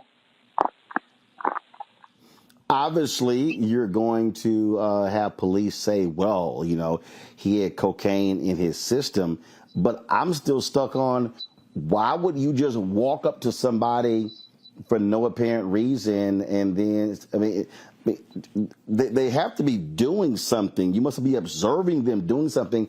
These two were just in the car talking? These two was just in the car talking. Daryl Williams was doing nothing more than being a black man in Raleigh, North Carolina, and in America. And of course, we know that is justification enough in their eyes to stop black and brown individuals and really escalate situations, harass them, and whatever the case may be. And so it is an extreme sad situation. Daryl Williams lost his life in a manner like this. Any word in terms of how long a DA is going to take to review this investigation file? So the DA normally takes 30 days, right? So Raleigh Police Department has a history of brutalizing, terrorizing, and murdering black and brown citizens. And not one time out of any of those incidents has the DA came back with a decision to charge any of these officers. So normally these findings take 30 days after the autopsy is released. But it will surprise me if she decides to do anything, even though we can clearly see that is criminal negligence on the part of Raleigh Police Department at play from all angles. All right, Kerwin Pittman, we surely appreciate it. Thanks a lot. Thank you. Candace, I want to go to you. Preventative policing? You can't call it preventative policing, but it doesn't prevent a death. That's not policing. That makes no sense. The other thing about this is that you had someone that told these 6 police officers, I believe, that he had a heart condition. Why do you have 6 police officers holding down one man? Now, according to the report, in terms of his autopsy, he was obese. He had a heart problem. This sounds like somebody that 6 police officers without tasing could probably subdue in some way besides tasing the person and then putting him in a prone position. You know what happens when you put a baby in a prone position? Sudden infant death syndrome. That's why they say you don't put anybody, not even a baby, adult, nobody, on their front for that long. So how all of this is something that these police officers did not know going in, I cannot understand. Now, unfortunately, what might happen, just like the previous guest said, is that in 30 days, there may not be any type of charge. This was deemed a homicide, which is a simple killing of one person of another.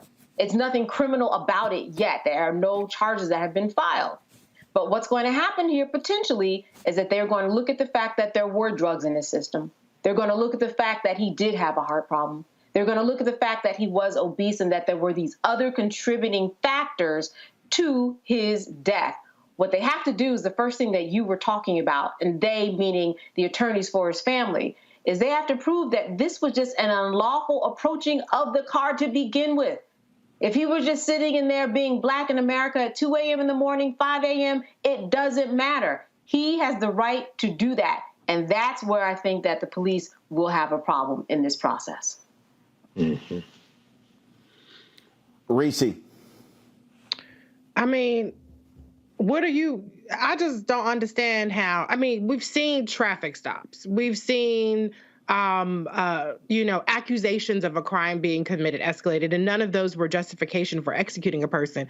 But damn, just sitting in the car, if you sit in your car high off crack or coke or whatever it is, okay, you're not bothering nobody at that exact moment. And how does that escalate to being now killed by the police? It's just crazy. Like, the idea of what public safety is really, really fucked up when public safety involves a man who was sitting in a car ending up dead because of preventative measures. That's not preventative measures. That's active measures of harassing, racially profiling, and inflicting violence on Black people just for shits and giggles, just because you can, just because 6 of y'all ain't got nothing to do. Go get a donut or something and leave Black people the hell alone.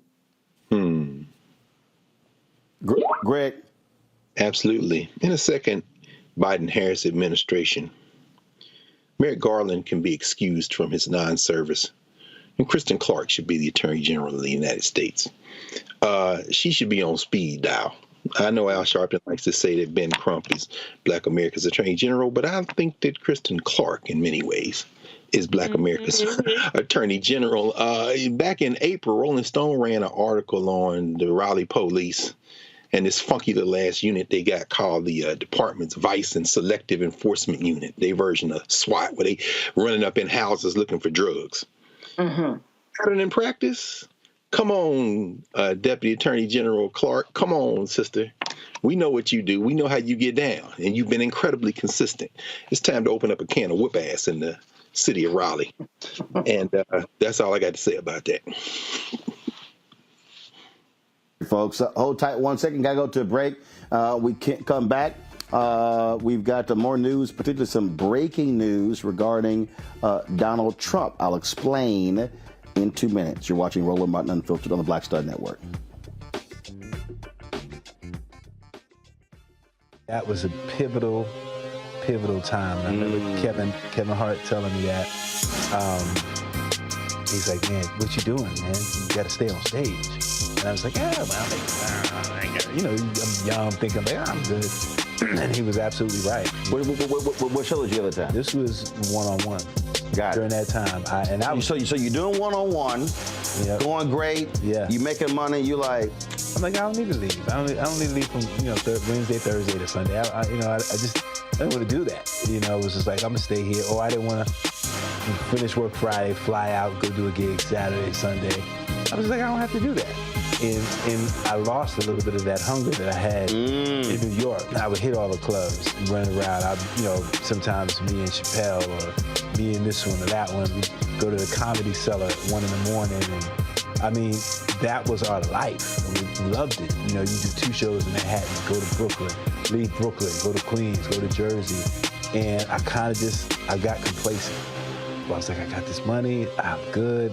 I don't need to go chase that, because that money wasn't at the same level that I was making, but what I was missing was that training. Yes. Was that. And it wasn't the money. It was the money. It was that's what I needed.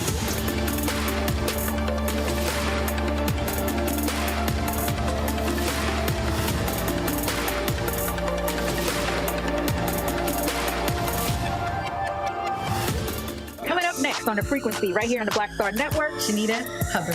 We're talking about the ride or die chick. We're breaking it down. The stereotype of the strong Black woman. Some of us are operating with it as if it's a badge of honor. Like, you even hear Black women like aspiring to be this ride or die chick, aspiring to be this strong Black woman, so at their own expense. Next on the frequency right here on the Black Star Network.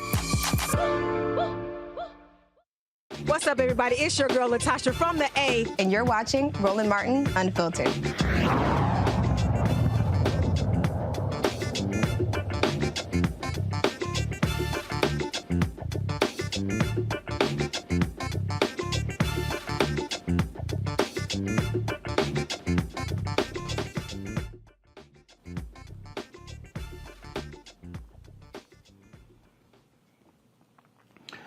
All right, folks, some breaking news. The federal government has indicted Donald Trump in their classified inquiry. ABC News is saying that 2 sources have confirmed that Donald Trump has been indicted. In fact, Trump has tweeted on Truth Social that his attorneys have been informed that he is being indicted and he is to appear in a Miami courthouse on Tuesday at 3 p.m. Special accounts, of course, Jack Smith has been investigating the classified documents issue. And again, these were the documents that they say were being mishandled by Trump at Mar-a-Lago. And now CNN is reporting, Associated Press is reporting, numerous folks are reporting that indeed Donald Trump has been indicted on 7 counts in the classified documents probe. Candace, explain to our audience what this means for the Department of Justice to indict a former president of the United States. The feds don't just do things willy-nilly. They clearly have got the goods on Donald Trump. That's right. And they impaneled more than one grand jury. And, you know, the grand jury is, and all the documents are sealed, so we don't know exactly, for example, what was happening in the Florida grand jury, which kind of popped up over the past couple of weeks. What were they doing there? What we do know is this, as you said, the feds don't play. And when they have an indictment where all the parties who are involved can agree that this is enough to perhaps bring this to trial and then find a guilty verdict, that means that they have the receipts. That means that they have the goods in order to move this along. Now he's going to make an appearance in front of the court on Tuesday to hear the exact charges that were brought against him. He'll have the opportunity to respond, and his attorneys will have the opportunity to file any paperwork that they might need in order to get this going in terms of the next steps in the judicial process. They get to actually have their voices be heard. But as you said, this is something that the feds take seriously, and it is very unusual for this to happen to someone who was the former president. Of course, it has happened before. However, in this case, we know that Donald Trump did a lot of damage to himself by talking. There are recordings of him talking about having certain classified documents. He has made up untruths about how to declassify documents. You know, when I take it home, these documents, they are classified on their own. He's just making it up as he goes along, and he is providing just Christmas gifts for the prosecutors in order to make their case, and they are now opening up those gifts. And what is in it? An indictment. And that is what we're seeing, and we are not surprised. Reese, a number of people have been highly critical of Attorney General Merrick Garland, saying he has let Donald Trump off the hook. The reality is this case could not have moved forward without Merrick Garland giving his head nod to move ahead. That says a whole lot that a former federal judge, somebody who was nominated to the U.S. Supreme Court by President Barack Obama, who now is the Attorney General, would give the go-ahead for an indictment against a former occupant of the White House. Oh, well, they should have let him become the Supreme Court justice instead of still in that seat. You know what I'm saying? So now he's up there handing Trump his ass. And I think when Jack Smith was appointed, people said that he means serious business.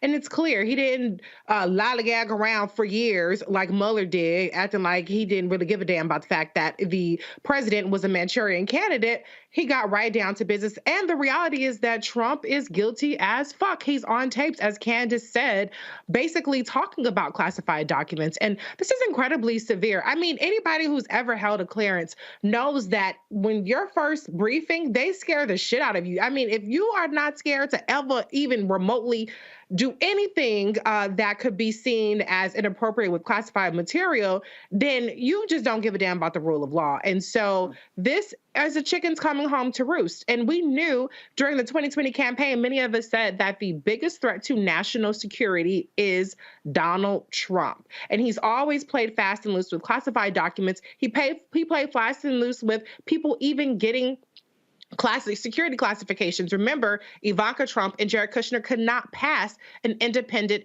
classified vetting, and he directed that they get security clearances anyway. And so he should have done what he was supposed to do. There aren't a whole lot of laws that are necessarily the president has to abide by, but this is one of those areas where he screwed up.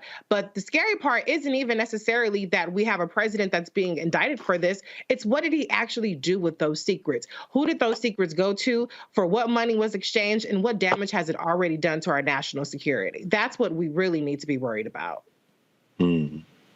Greg, of course, Trump's lawyers were brought into the DOJ. They essentially got a heads up. They even said, more than, look, when you get called in by the DOJ, they're letting you know, yo, your boy's about to get indicted. And according to this, so this is what ABC said, quote, this is Catherine Faulders. We're learning from our sources that there appears to be at least 7 counts here. This ranges from everything from the willful retention of national defense information to conspiracy to a scheme to conceal to false statements and representations. We even have seen reports, Greg, that the feds have flipped Mark Meadows, Trump's former chief of staff, and have given him some form of immunity. Trump is already saying these are lies, this is false, all the sort of stuff like this here. It's going to be a little hard for his MAGA people to try to dismiss the actual former chief of staff, former member of Congress from North Carolina, somehow being part of the radical left out to get him. Dismiss it. They're going to run to it. You know, I keep one of these on the table, Roland. This is the Constitution of the United States. This is the qualification for being president of the United States. No person except a natural-born citizen or a citizen of the United States at the time of the adoption of this Constitution shall be eligible to the office of president.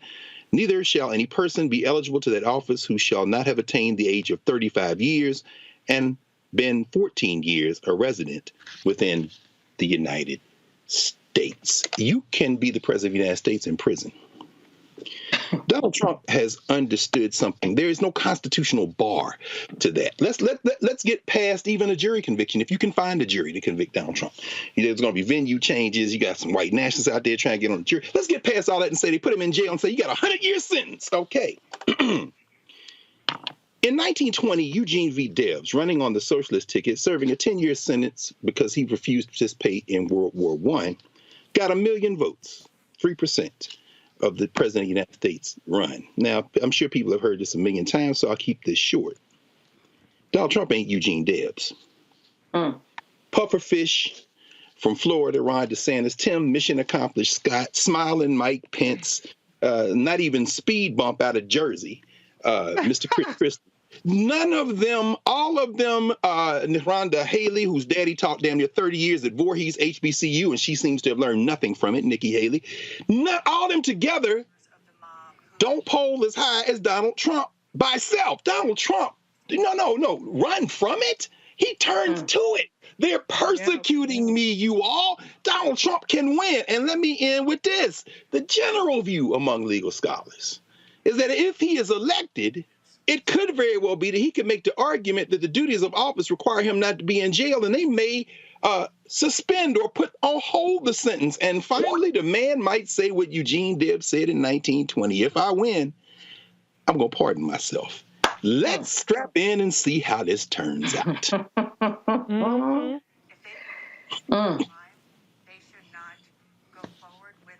Folks, hold tight 1 second. I'm going to go to a quick break. We're going to come back on Roland Martin Unfiltered. And I'm going to play for y'all this clip that was in the CNN town hall where this fool, Mike Pence, who was Trump's vice president, was asked by Dana Bash about this very issue.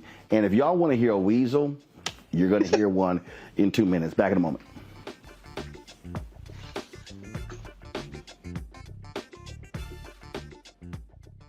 When you talk about blackness and what happens in black culture, we're about covering these things that matter to us, speaking to our issues and concerns. This is a genuine people-powered movement. There's a lot of stuff that we're not getting. You get it, and you spread the word. We wish to plead our own cause. Too long have others spoken for us. We cannot tell our own story if we can't pay for it. This is about covering us. Invest in black-owned media. Your dollars matter. We don't have to keep asking them to cover our stuff. So please support us in what we do, folks. We want to hit 2,000 people, $50 this month, raise $100,000. We're behind 100,000, so we want to hit that. Y'all money makes this possible. Check some money orders. Go to P.O. Box 57196, Washington, D.C. 20037-0196. The Cash App is $RM Unfiltered. PayPal is R Martin Unfiltered. Venmo is RM Unfiltered. Zelle is Roland at RolandSMartin.com. On a next, A Balanced Life with me, Dr. Jackie, beware the generational curse. They're everywhere, in our families, in our workplaces, and even in our churches. It's like a minefield, identifying the curse and knowing what to do about it. When we're talking about generational patterns, oftentimes we get locked into those patterns because we don't want anyone to say, oh, you acting brand new, or you doing something different from how this is how we always did it. It's okay to do something different in order to get the results that you want to see in your life. That's next on A Balanced Life on Black Star Network.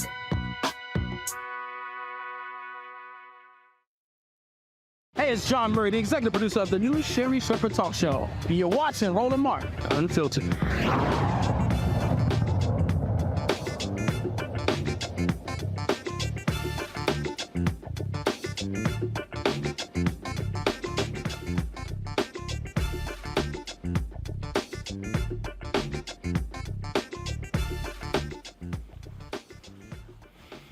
So, folks, the breaking news: Donald Trump has been indicted by a federal grand jury regarding the classified documents probe. Indicted on 7 counts. He has to appear in a Miami courtroom at 3 p.m. on Tuesday. Now, if you want to see a coward, Mike Pence is a perfect example. CNN had their town hall, and Dana Bash asked him about this very issue.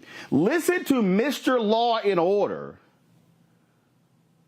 who was running out at the mouth about how we need to be prosecuting people for guns and what's happening in Chicago. Listen to what he had to say about, his former guy breaking the law.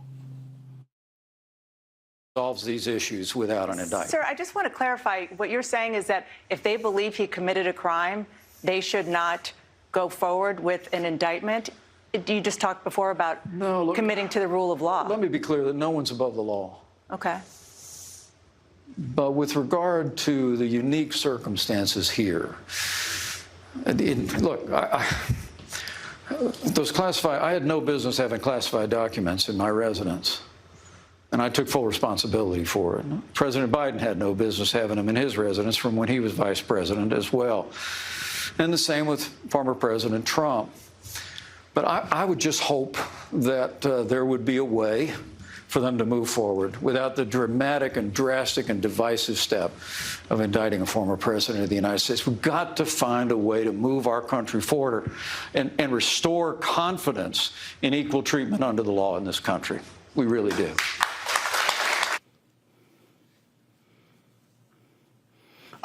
Candace, I'm confused here. Either you believe in the law or you don't. 2, he said, I fully cooperated. Donald Trump didn't. The difference between Mike Pence and Joe Biden is Donald Trump purposely obstructed the law. He did not. They were moving. We're going to know on Tuesday the specifics, but they were literally moving it around. He was ignoring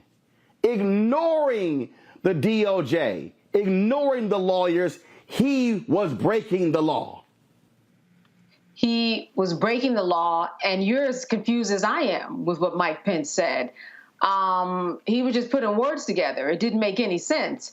But what we do know is this, that the world is already divided. The country is already divided because of Donald Trump. So that's the worst argument that he could have made in all of this. And as you said, Donald Trump did things intently, with intent to defy the law, as opposed to a Biden or even a Mike Pence. So I don't know why in the world, and that's what we're going to see a lot of. We're going to see who is going to be the first candidate, whether it's going to be DeSantis, it's probably going to be Christie, it won't be Pence, to really get at the heart of Donald Trump and call him out for who he is, because nobody's done it so far. And that's really what this is about. He did not want to go all the way and say, put my former boss in jail. He was playing all sides to make sure that he wasn't the target of Donald Trump itself. And that's what we are seeing in that clip right there. See, here I love this, Rishi. We're so divided. Yes, those who break the law and those who don't. Yes, we're divided. Right, we're on the side of those who don't break the law. Trump is on the side of those who love to break the law. And how do you prove that everybody is equal under the law by not indicting the person who's breaking the law just because they were the president? That doesn't make any sense. The math is not math of Mike Pence. But I don't see any Republican really calling out Donald Trump because Donald Trump is still the leader of the Republican Party. And all these people know they cannot beat him. I think, as Dr. Carr said, he's going to run into this. And the reality is the stakes are higher than ever for Donald Trump to continue his campaign so that he can claim some sort of political persecution, 50-50, maybe 65-35, whoever you want to talk to, chance of him getting elected and pardoning himself. This is life or death for Donald Trump. And so he has to keep going. And people in the Republican Party are happy to be HUD secretary, vice president, something along those lines. And so people do not have the balls, the moral courage, or even the decency to say that a former president selling off state secrets is beyond the pale and he needs to step aside and face the music for breaking the law. Absolutely.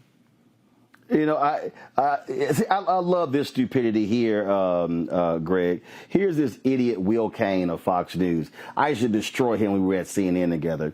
He goes, Pence not indicted, Clinton not indicted, Biden not indicted for inappropriate retention of classified documents, leading candidate for president in opposition to current regime, Trump indicted for inappropriate retention of classified documents. No, dumbass, it's for obstruction of justice. Mm-hmm. But Roland, you know, I was watching your conversation with Bill Bellamy when you were walking him through the politics of commentary and the conversation you had with Simone Sanders about her and Angela Ryan, how they let Corey Lewandowski run circles around them on a live segment on CNN. What have we learned from the first time Donald Trump ran for president? Here CNN is again, having just lost their head. Allowing these platforms for these fools to dispute his propaganda in a country that ain't that smart to begin with. And what you're basically doing is doing what they did before. This mass commercial and news entertainment media is creating a drama. This is reality television, and Donald Trump is the master of reality television. So all the logic goes out the window. What is the law? See, what you were talking with Bill about was the rules. Different than the law. See, Mike Pence. I remember one time we were down there. You were about to do News One Now, and everybody had the same green room. And Mike Pence came in there. I guess he was going to do Morning Joe. That is the whitest man I've ever seen with my own two eyes. I've never seen anybody without any pigment. You know what I'm saying? I'm like, what the hell? This guy has no pigment. I'm saying that to say that when he barges into Iowa, Tim Scott thinks he's going to get some evangelical vote. But guess what? Smiling Mike's in it now, baby. So the people who believe in Jesus, they ain't going to vote for you, Tim. You can scream Jesus till your teeth fall out, mission accomplished. But that is the whitest man that I've ever seen. He is banking on his whiteness and his onward Christian soldier shtick to get him some of that vote. But why do I put all that? It all comes down to this, though. As long as Donald Trump draws breath, in jail or out, his X factor, he might not win the presidency, but the United States is not a unique country. I know people like say it's the greatest country in the world and the best experiment in democracy. We just saw Erdogan get reelected in Turkey. He got just enough oppression in to split the vote, get to the runoff and win. As long as Donald Trump is in this mix, there is the potential for chaos, whether he wins the nomination or not. All these people are trying to angle to win a primary, but what Mike Pence is doing, this man without a country is trying to figure out a way, well, if he stumbles and if he's not going to stumble. This is about to be chaos. And every time I see Smiling Mike, there are only three words that come to mind. And these are the three words that haunt him every day. January 6th, 2021, hang Mike Pence. Mike Pence know he ain't got a shot in here. He just hoping that something's going to break in his way, and he ain't even got a clue. So he's just up there spinning. And CNN is letting him spin, which is why we got to have a Black Star Network, because you might be the only game in town trying to tell the truth, because the rest of these people are chasing ratings. Well, look, folks, Miami is going to be on and popping at 3 p.m. on Tuesday, when Donald Trump got to walk his orange ass into a federal courthouse in Miami, indicted for the second time. First, it was Alvin Bragg in New York City. Now it is Jack Smith, the special prosecutor, indicting him in Miami. The DOJ is not confirming this. The documents, the indictment is under seal. It will be revealed in court on Tuesday. And so, Fannie Willis, we waiting on you. We waiting on you. Let's go ahead and go for the hat trick, make it a trifecta, and hit his ass with a third indictment. It's going to be real interesting. Look, we know how he's going to respond, and we know his ignorant MAGA supporters are going to try to make every other excuse as well. But final comment here, Candace. When those prosecutors have to reveal in court that they have recordings of people admitting to him moving documents, when they reveal a lot of this stuff in that charging document, it's going to be a little hard for a lot of these Republicans to try to explain that one away. It will. And following the indictment that Alvin Bragg brought upon Donald Trump, which people say was not as detailed as they would have liked to have seen, I bet they're going to do their job this time. Tuesday's going to be something else when that indictment comes down and we get to read all the details. It's going to be a lot more than Bragg had. And as you said, there's going to be a lot more evidence supporting what Donald Trump did in terms of obstructing justice. All right, then. Candace, Reese, Greg, we certainly appreciate y'all joining us. Oh, it's a beautiful day in the neighborhood. A beautiful day in the neighborhood. All right, folks. I appreciate it. Thanks a bunch. Y'all, tomorrow we'll be live. Merle Evers Williams from Jackson, Mississippi, 90 years old, the widow of Medgar Evers, former chair of the board of the NAACP. There are a lot of events honoring her this weekend in Jackson. We are here, and we will be covering this stuff tonight and tomorrow. So we look forward to that live conversation right here on Roland Martin Unfiltered on the Black Star Network tomorrow. Folks, that is it. Don't forget, hit that like button, please, if you're watching on YouTube. Also, download the Black Star Network app, Apple phone, Android phone, Apple TV, Android TV, Roku, Amazon Fire TV, Xbox One, Samsung Smart TV. Please support our Bring the Funk fan club. Your dollars make it possible for us to do what we do. So please send your check and money order to P.O. Box 57196, Washington, D.C., 20037-0196. Cash App, $RM Unfiltered, PayPal, R Martin Unfiltered, Venmo is RM Unfiltered, Zelle, Roland at RolandSMartin.com, Roland at RolandMartinUnfiltered.com, and of course, be sure to get a copy of my book, White Fear: How the Browning of America is Making White Folks Lose Their Minds. Available at bookstores nationwide, Barnes & Noble, Amazon, Books A Million, Target. Download your copy on Audible. And don't forget, folks, next Saturday, I am going to be in Houston leading a forum on the future of black economic freedom tied to Juneteenth. So, folks, check it out. We're going to be there. All you got to do is RSVP. Listen, we just want to get a head count. We only have 500 seats available. We've got a number of strong black business owners who are going to be speaking, and we have a major announcement we're going to be making with Mayor Sylvester Turner. Y'all want to be there. You RSVP to info@RolandSMartin.com, info@RolandSMartin.com. Cannot wait to be in Houston. The Power Center. The Black-owned Power Center.